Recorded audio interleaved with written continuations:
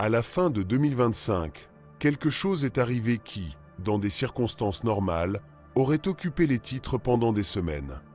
Dans un laboratoire cryogénique, dans un système refroidi à des températures plus basses que le vide interstellaire, un processeur quantique de la taille d'une tablette a effectué une opération mathématique intercommunautaire.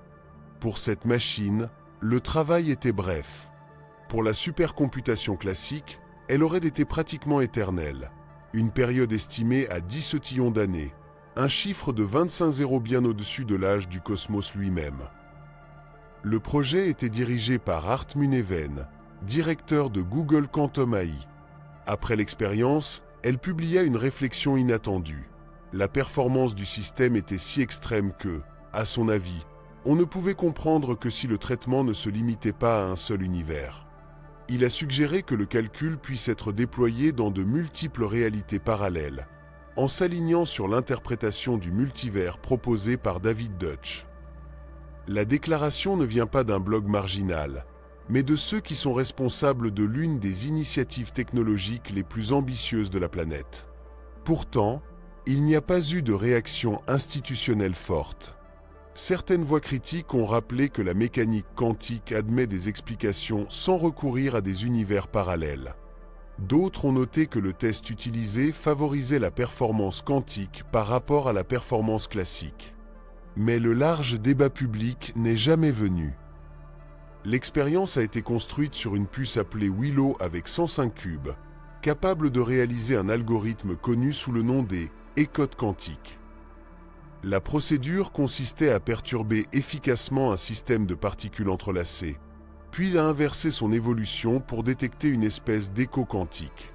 L'analogie la plus proche serait de modifier avec précision un système complexe, puis de le remonter jusqu'à son état initial, et de vérifier si l'empreinte de la perturbation peut être tracée. Les résultats ont été publiés dans le magazine Nature, l'un des forums scientifiques les plus exigeants. En termes comparatifs, la performance était bien au-delà de celle de Frontier supercomputé, l'ordinateur classique le plus puissant construit jusqu'à présent. L'avance, cependant, n'est pas prête pour des applications industrielles immédiates. Le taux d'erreur de l'appareil dépasse toujours le seuil jugé nécessaire pour des algorithmes quantiques pleinement fonctionnels. La société elle-même le reconnaît dans son rapport technique. Alors, pourquoi mettre l'accomplissement comme un tournant? Parce que la feuille de route publiée par l'équipe comprend des applications concrètes à court terme, des simulations moléculaires impossibles pour les systèmes traditionnels à la découverte de médicaments assistés quantiques à la fin de la décennie. La promesse n'est pas seulement d'accélérer les processus existants, mais de modéliser la matière au niveau atomique avec une fidélité sans précédent. Le contexte philosophique est encore plus inquiétant. Depuis plus de 60 ans, l'humanité recherche des signes d'autres civilisations au ciel sans résultat concluant. Des milliards de candidats ont été examinés. Si l'univers observable semble silencieux et si le calcul quantique profite vraiment d'une structure de multiples réalités, peut-être faut-il reformuler la question de où ils sont tous. La possibilité que le calcul ne se limite pas à notre univers a transformé le débat. Ce serait un geste technique, mais une piste sur la profonde architecture de la réalité. Et la chose la plus surprenante n'était pas la déclaration audacieuse, mais le calme qui a suivi. Si le calcul quantique ne se produit pas seulement dans notre univers, où cela se produit-il vraiment? Pour David Deutsch, la seule explication physique cohérente est que le traitement sera distribué entre plusieurs versions de la réalité. Néanmoins, la plupart des physiciens soutiennent qu'il y a plusieurs interprétations de la mécanique quantique et que tous ne nécessitent pas des univers parallèles. Le débat reste ouvert. Mais si Deutsch et Art Muneven avaient raison, le célèbre paradoxe d'Enrico Fermi changerait d'échelle. Nous ne demandons plus où sont-ils tous dans cet univers, mais où sont-ils tous dans l'ensemble des univers possibles? Et le silence serait encore plus profond. Le dérangement ne finit pas là-haut.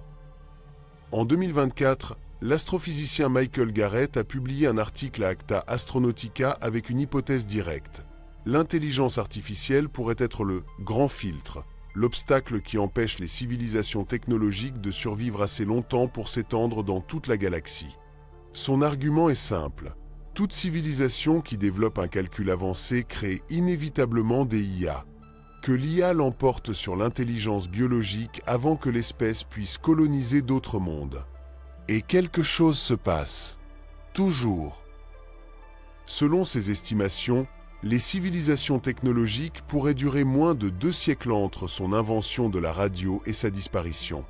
L'humanité diffuse des signaux radio pour la première fois à la fin du 19e siècle. Un peu plus d'un siècle plus tard, nous avons construit des puces quantiques capables d'exécuter des tâches qui remettent en question l'intuition classique. En termes cosmiques, c'est un clin d'œil. De ce point de vue, ce serait une anomalie. Ce sera son patron. C'est là que l'histoire n'est pas seulement technologique. Google Quantum AI ne développe pas seulement le calcul quantique. Il favorise également l'intelligence artificielle avancée. Les deux domaines s'améliorent mutuellement. Les systèmes quantiques accélèrent les algorithmes IA et IA optimisent la conception et la surveillance des appareils quantiques. C'est un cycle de rétroaction. Mais une autre possibilité encore plus inquiétante existe. Peut-être que les civilisations ne s'épuisent pas. Ils deviennent peut-être invisibles. En 2024, le physicien Larry Ball, à l'Institut Périmètre de physique théorique, propose qu'une civilisation avancée n'utilise pas la radio pour communiquer à de grandes distances. Il utiliserait la communication quantique, coudée photonique capable de maintenir la cohérence sur les distances interstellaires. Le problème est que ces signes ne peuvent être interceptés sans détruire leur statut quantique. Le théorème sans fermeture les empêche. Ce n'est pas une limitation technologique, c'est une loi physique. Depuis des décennies, des projets tels que SETI Institute et Breakthrough Écouté cherchent des émissions radio d'autres étoiles. Des millions de systèmes testés. Pas de signes confirmés. Si la communication avancée est quantique, on écoute à la mauvaise fréquence. Ball a également fait remarquer quelque chose de plus. Envoyer des informations quantiques à des années-lumière nécessiterait des microscopes aux dimensions colossales, peut-être des centaines de milles. Une civilisation capable de construire une telle infrastructure aurait un pouvoir de surveillance suffisant pour détecter que nous ne pouvons pas obtenir ces messages. Ils nous verront. Ils sauront qu'on n'est pas prêt. Et ils seront silencieux.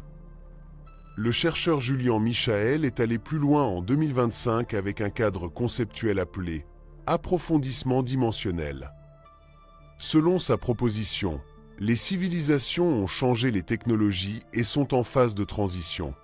Ils passent de la diffusion de signaux électromagnétiques dispersés, radio, expansion, colonisation, à la concentration de leur activité sur un calcul cohérent et silencieux. Ce serait une décision culturelle mais un résultat thermodynamique. À un niveau de complexité, il est plus efficace de calculer l'intérieur que de s'étendre vers l'extérieur. Sous cet angle, la période de 2 siècles ne marquerait pas l'extinction mais la transformation. Une brève étape bruyante dans le spectre électromagnétique, suivie de silence. Si des points sont reliés, une tendance inquiétante apparaît. Une puce capable d'effectuer des calculs qui dispersent l'inconcevable. Une déclaration publique sur les univers parallèles. Hypothèse scientifique décrivant des civilisations qui disparaissent ou deviennent invisibles. Un temps étonnamment limité va de l'émergence de la radio à la transition technologique potentielle. Ce ne sont pas des histoires isolées. La question n'est pas seulement ce que nous construisons. La question est ce que nous devenons. L'idée de « forêt noire » proposée par Liu Cixin fait partie d'une prémisse inquiétante. L'univers n'est pas silencieux parce qu'il est vide, mais parce qu'ils sont tous cachés. Sur une scène régie par la théorie du jeu, révéler votre position peut être une signature de votre décision de destruction. L'approche repose sur 2 principes. Premièrement, il est impossible de connaître avec certitude les intentions d'une autre civilisation. Les distances interstellaires transforment tout dialogue en un échange lent et incertain. et la confiance est imbattable à mesure que les réponses prennent des générations. Deuxièmement, le progrès technologique n'est pas linéaire mais explosif. Une société qui semble actuellement en retard pourrait dépasser une autre en un siècle et demi. L'histoire humaine le montre. En un peu plus d'un siècle, nous sommes passés des voitures à cheval aux armes nucléaires. Dans ce contexte, la stratégie dominante serait le silence. Pas de problème. Ne l'écoutez pas. Et si vous détectez quelqu'un avant que je vous détecte, agissez d'abord. La discrétion s'est transformée en autoprotection. S'il y a des civilisations après une singularité technologique, capables de calculer dans des états quantiques avancés, elles n'auront probablement pas recours à la radio. Ils communiqueraient avec des canaux qui, pour nous, ne se distinguent pas du bruit cosmique. Ils pourraient échanger des informations en ce moment sans nos outils pour les percevoir. Le problème est que l'humanité n'a pas été discrète. Le message d'Arecibo, le disque d'or du voyager, plus d'un siècle d'émissions radio s'élargissent dans toutes les directions. Si la forêt sombre est réelle, nous annonçons notre présence depuis des générations. Pendant 2 décennies, le projet SETI-Arobasome a réuni des millions de volontaires qui ont renoncé à leur puissance informatique pour analyser les données du radiotélescope Arecibo. Des milliards de candidats ont été compilés. Plus tard, les supercalculateurs de l'Institut Max Planck d'astronomie radio ont réduit l'océan de données à une poignée d'anomalies difficiles à expliquer. Depuis 2025, le radiotélescope FAST en Chine, le plus grand de la planète, a réexaminé ses positions du ciel en béton. Après plus de 6 décennies de recherche systématique, tout se concentre sur un petit nombre de cas en suspens. S'il ne révèle rien, la conclusion ne sera que décevante. Je pourrais dire que nous sommes seuls ou que nous avons écouté avec le mauvais instrument.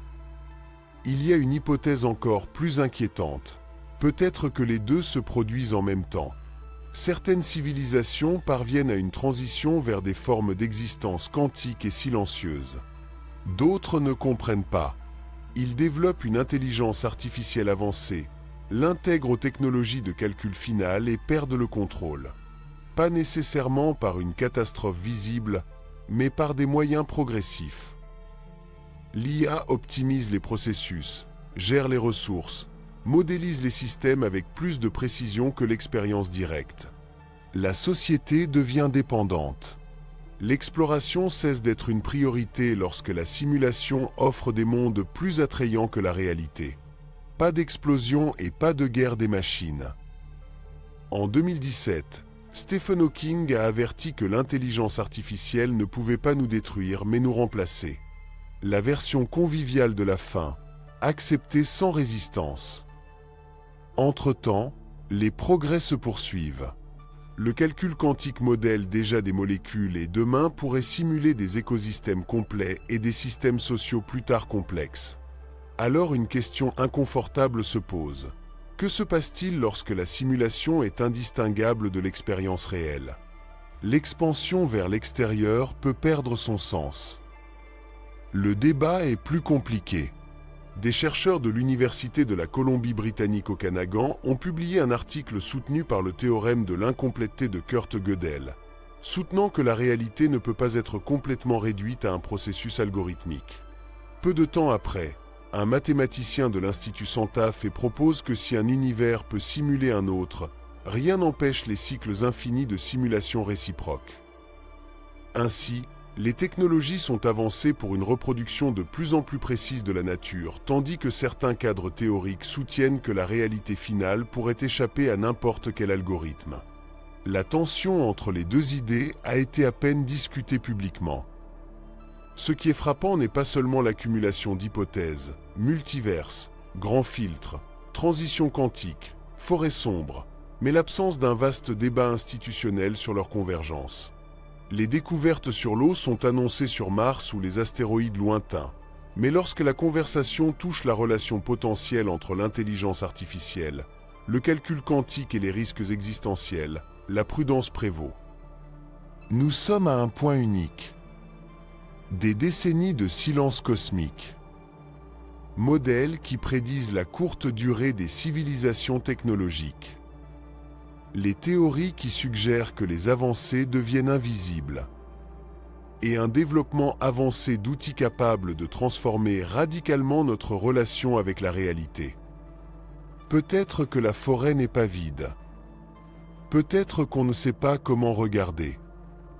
Ou peut-être que nous sommes sur le point de devenir une autre civilisation qui, après un bref éclair dans le spectre électromagnétique, se fane tranquillement. Un gestionnaire Google suggère qu'une expérience quantique indique l'existence d'univers parallèles. Une étude évaluée par des pairs met en garde contre le fait que les civilisations technologiques pourraient disparaître en moins de 2 siècles après avoir créé une intelligence artificielle avancée. Les théoriciens soutiennent qu'une société suffisamment développée quitterait la radio et adopterait la communication quantique, indétectable à tout instrument actuel. D'autres décrivent une transition inévitable. En passant un seuil de complexité, une civilisation cesse de s'étendre et devient électromagnétique silencieuse. Des milliards de signaux analysés depuis des décennies ont été réduits à un petit ensemble encore sous vérification. Un travail mathématique indique que la réalité ne peut pas être complètement simulée pendant que les entreprises technologiques raffinent les machines destinées à les simuler. Et dans les plans stratégiques, nous parlons d'applications transformatrices dans un court délai surprenant. Et pourtant, autour de tout cela, le calme prévaut. On ne sait pas si l'interprétation de la droite du multiverse. Nous ne savons pas si une estimation d'une courte durée de vie technologique s'applique à notre espèce. Nous ne savons pas non plus si l'absence de signes dans le ciel confirme que nous sommes seuls ou que nous ne comprenons tout simplement pas le bon canal. Nous ne savons pas ce que les derniers commentaires en cours révéleront, ni si la convergence entre calcul quantique et intelligence artificielle conduirait à une nouvelle phase d'expansion ou à une retraite silencieuse. Ce qui est clair, c'est que chaque civilisation qui atteint le calcul quantique approche d'un point critique. Il peut être transformé pour devenir invisible pour le reste du cosmos, ou il peut être autolimité à l'extinction. Nous avons déjà franchi le seuil technologique initial.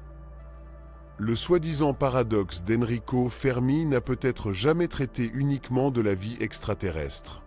C'était peut-être toujours un miroir. Une question sur le sort de toute espèce qui apprend à manipuler l'information avec une précision absolue.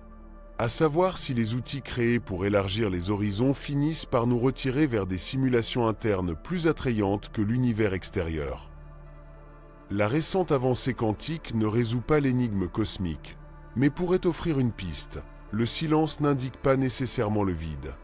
Ça peut être une phase, un résultat, une conséquence.